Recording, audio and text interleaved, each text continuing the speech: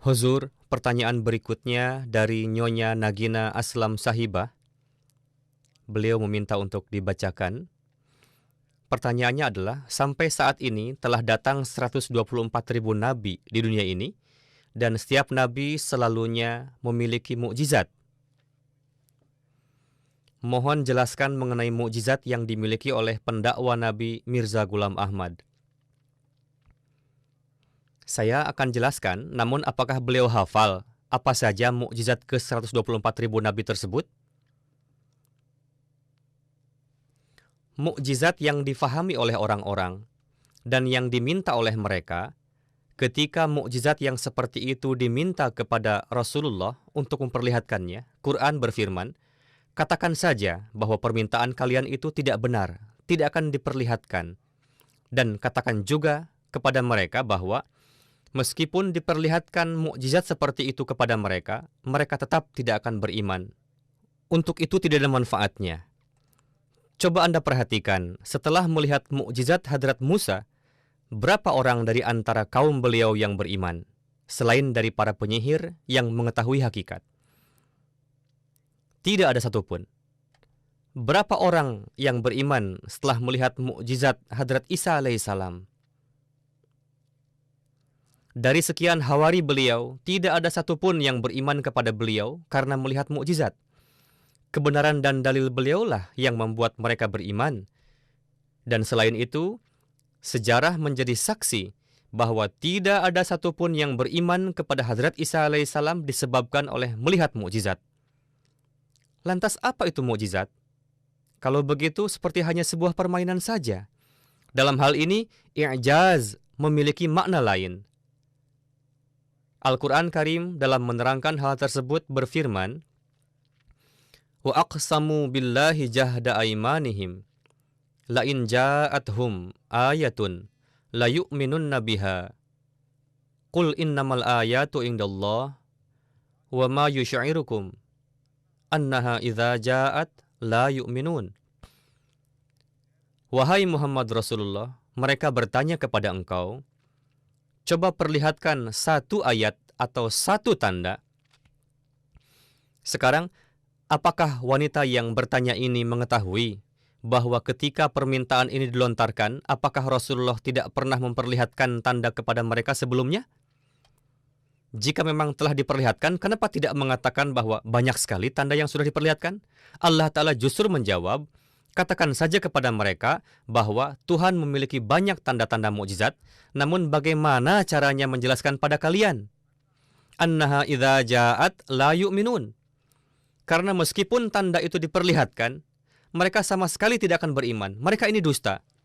Lantas untuk apa saya berbusa-busa menjelaskan padahal Quran sendiri mengatakan bahwa orang yang menuntut mukjizat itu tidak akan beriman.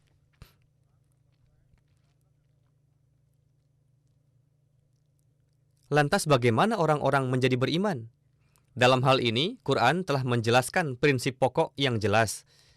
Dan itu merupakan mukjizat Quran yang terbesar, yang dengannya kebenaran seorang pendakwa Nabi dapat diuji. Dijelaskan dalam 3 bagian. Banyak sebetulnya, namun dari sekian banyak, saya hanya akan menjelaskan 3 saja. Pertama, pendakwa yang mengaku datang dari Allah Ta'ala, dia mendakwakan menerima wahyu. Apakah ada sarana yang dapat membuat manusia bisa mendengar wahyu Tuhan kepada seorang hambanya? Misalnya mengatakan, saya dapat mendengarnya dan Tuhan tidak mengatakan apa-apa? Tidak ada yang dapat mengetahui hal itu. Lalu bagaimana orang beriman, yakni setelah menyaksikan kehidupan masa lalu orang yang mendakwakan? Jika si pendakwa tersebut dari kecil sampai dewasa dan dari dewasa sampai usia 40 tahun, dikenal kebenarannya oleh seluruh masyarakat, dia tidak pernah melakukan kejahatan, tidak pernah dusta, tidak pernah melakukan suatu keburukan. Quran mengatakan, inilah saksi akan kebenaran pendakwaannya itu. Allah Ta'ala berfirman kepada Rasulullah, katakan kepada mereka, faqad labithu fikum umuran min qablihi afala ta'qilun.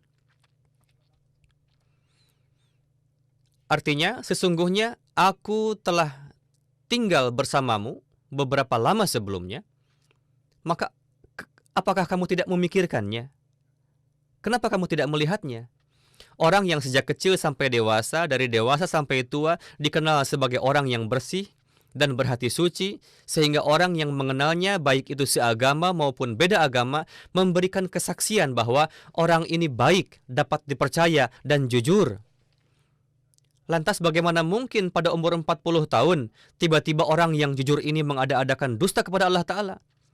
Dalil ini telah disampaikan oleh pendiri Jemaat Ahmadiyah untuk menguji kebenaran pendakwaan beliau dengan mengatakan bahwa aku mendakwakan sebagai hamba sejati dari kalangan umat Rasulullah SAW sendiri, bukan mendakwakan nabi baru. Silahkan uji kebenaranku dengan ayat tersebut. Aku telah diutus Allah Ta'ala sebagai permisalan Al-Masih. Mendengar hal itu, mayoritas umat muslim saat itu menentang beliau. Para ulama besar yang tadinya sangat dekat dengan beliau, salah satunya adalah Muhammad Hussein Batalwi. Beliau merupakan imam ahli hadis di India saat itu. Cukup dikenal, sangat terkenal, bahkan sampai di negeri Arab. Beliau pernah menulis ulasan dalam buku Barahin Ahmadiyah yang ditulis oleh Hadrat Masih Maud alaihissalam, yakni pendiri Jemaat Ahmadiyah, mengatakan bahwa kami sangat mengenal secara pribadi kepada penulis buku Barahin Ahmadiyah, yakni pendiri Jemaat Ahmadiyah. Dan beliau memberikan pujian bahwa sejak dari zaman Rasulullah sampai hari ini, tidak ada satu orang pun yang telah melakukan jihad ilmu dalam sejarah Islam dengan jiwa, harta, lisan, dan pena untuk mendukung Islam seperti yang kita dapatkan di dalam buku ini, yakni buku Barahin Ahmadiyah. Lalu ketika pendiri Jemaat Ahmadiyah mendakwakan, orang ini, Hussein Batalwi, malah berbalik menentang dengan mengatakan, akulah yang telah mengangkatnya ke langit dan aku jugalah yang akan menjatuhkannya ke bumi. Sekarang kita lihat, kemana perginya Muhammad Hussein Batalwi yang selalu mengatakan bahwa aku tidak akan biarkan kalian terkenal di luar sana. Sampai saat ini, yang beriman kepada pendiri Jemaat Ahmadiyah telah menyebar di 150 negara.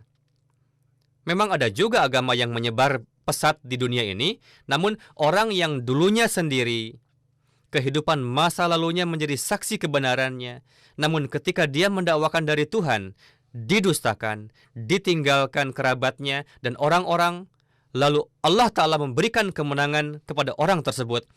Ini merupakan dalil kuat akan kebenaran seorang pendakwa. Itu jugalah yang disebut dengan mukjizat. Inilah mukjizat hakiki yang disampaikan oleh Al-Quran untuk mendukung para nabi. Lalu setelah itu, satu tanda yang berhubungan dengan kehidupan setelah pendakwaan disampaikan lagi oleh Al-Quran dengan mengatakan, menurut kalian orang ini telah berdusta atas nama Tuhan. Namun Quran mengatakan, walau taqawwala alaina ba'dal aqawil la akhadna minhu bil yamin thumma laqata'na minhul watin fama minkum min ahadin anhu hajizin. Menurut kalian, pendakwa nabi ini telah berdusta atas nama Allah, padahal jika sedikit saja berkata dusta dan mendakwakan sebagai wakil Tuhan atas kalian, maka kewajiban Tuhanlah untuk membinasakan orang tersebut. Karena bukanlah wewenang manusia untuk mengecek kebenaran seseorang, khususnya orang yang masa lalunya bersih. Jika dia berdusta, orang-orang pasti akan tertipu atau secara tiba-tiba misalnya dia gila. Adalah kewajiban Allah Ta'ala untuk memotong mata rantainya dan membinasakannya. Inilah sebabnya sekian banyak pendakwa kenabian palsu setelah Rasulullah dibinasakan dan tak tersisa. Silahkan Anda perlihatkan contoh pendakwa kenabian palsu yang masih terus berlangsung sampai saat ini. Namun standar Rasulullah SAW tersebut merupakan pengesahan untuk mendukung kebenaran yang datang setelah beliau Sallallahu Alaihi Wasallam. Arti ayat tersebut adalah, jika sedikit saja mengada-adakan dusta atas nama Allah, maka kami akan cengkram tangan kanannya. Maksudnya adalah sumber kekuatannya. Lalu akan kami potong urat nadinya, dan tidak ada di antara kalian yang dapat menghalang-halangi. Para penentang mengatakan bahwa Mirza Ghulam Ahmad terhindar dari azab Tuhan karena dibela oleh pemerintah Inggris katanya. Sehingga Tuhan tak berdaya melawan Inggris. Namun Quran menyangkal, "Fama minkum min ahadin anhu hajizin." Ketika kami memutuskan untuk mencengkeram, tidak ada lagi yang dapat menghalang-halanginya. Kalau kalian beranggapan demikian, ya sudah, beribadah saja kepada Inggris daripada kepada Tuhan. Olok-olokan apa ini beraninya mengatakan bahwa Mirza Sahib, pendiri Jemaat Ahmadiyah, selamat karena ditolong oleh Inggris? Bagaimana bodohnya tuduhan ini? Karena pada zaman kekuasaan Inggris pun tidak pernah ada satupun pasukan Inggris yang berjaga di rumah pendiri Jemaat Ahmadiyah. Padahal di luar sana berlalu lalang para penentang beliau yang haus dengan darah beliau. Namun takdir ilahilah yang menjaga beliau sehingga penentang tidak mampu menyentuh beliau. Ketika masih kecil saya ingat di Kadian, kaum Ahrar menggembar-gemborkan bahwa mereka akan meluluh lantahkan kampung Kadian.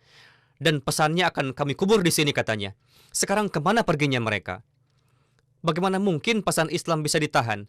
Inilah takdir Tuhan. Tuhan mengatakan bahwa membinasakan adalah tugasku, bukan kalian. Jika sudah aku putuskan, kalian tidak akan dapat menyelamatkannya. Inilah tanda kedua. Tanda yang ketiga, karena saya janjikan 3 untuk Anda, meskipun banyak sebetulnya, Quran Karim berfirman, "Afala yarawna anna na'til arda nankusuha min atrafiha afahumul ghalibun." Mafhum dari ayat ini adalah, apakah mereka tidak melihat bahwa kami terus menyempitkan tanah para penentang Rasulullah Shallallahu Alaihi Wasallam? Bagaimana para penentang itu akan unggul? Pihak yang teritorinya makin sempit, tanahnya makin sempit, lantas berkoar-koar mengatakan bahwa tanah kami luas dan kami akan menang. Memang tanah kalian luas, tapi ukurannya terus mengecil, menyempit. Seperti halnya sebuah kolam susu, jika kita masukkan setetes nila, meskipun si kolam berbangga diri dengan mengatakan, airku banyak dan lain-lain, namun setetes nila tadi akan merusak kolam susu tersebut. Inilah tanda kebenaran kenabian yang digunakan oleh Quran untuk mendukung kebenaran para nabi dengan kokohnya. Begitu juga yang menimpa pendiri Jemaat Ahmadiyah. Beliau ditinggalkan oleh kerabat dan segenap umat Islam saat itu menentang beliau.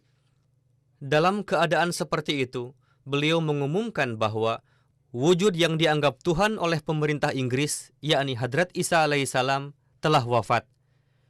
Namun di sisi lain, para penentang menuduh bahwa pendiri Jemaat Ahmadiyah adalah mata-mata Inggris.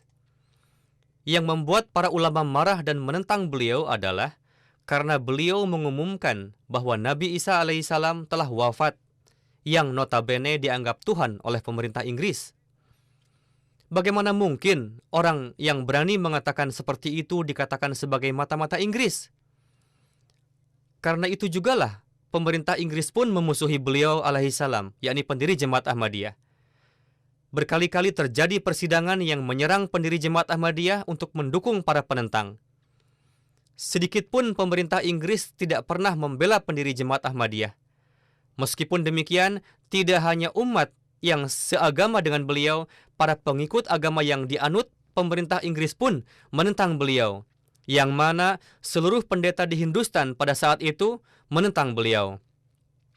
Pendetalah yang telah memejahijaukan beliau dengan tuduhan pembunuhan berencana, dan itu didukung oleh pemerintah saat itu, yakni Inggris.